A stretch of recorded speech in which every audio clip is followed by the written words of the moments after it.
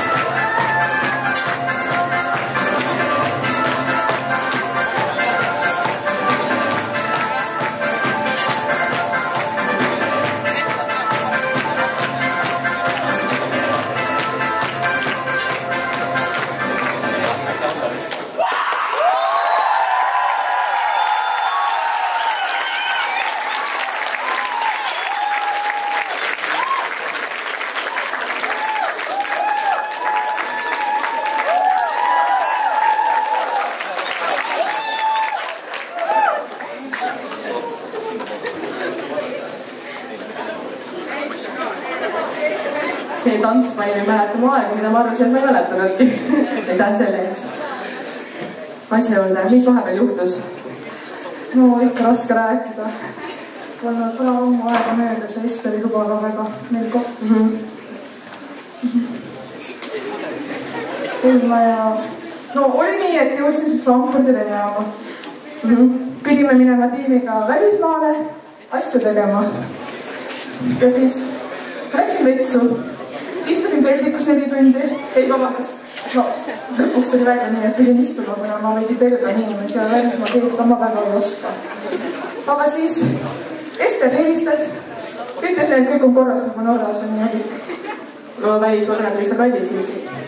No jaa, no. Seda midagi. Ja kuidas sa suudad nii, pärast nii hiljutis süümust ennast laval niimoodi kokku võtta ja lihtsalt särada? No tead, minu elus on üks inimene, kellele ma olen pühendanud kõik need tantsud, tunnid, laulud. Kes? Marge Ookop.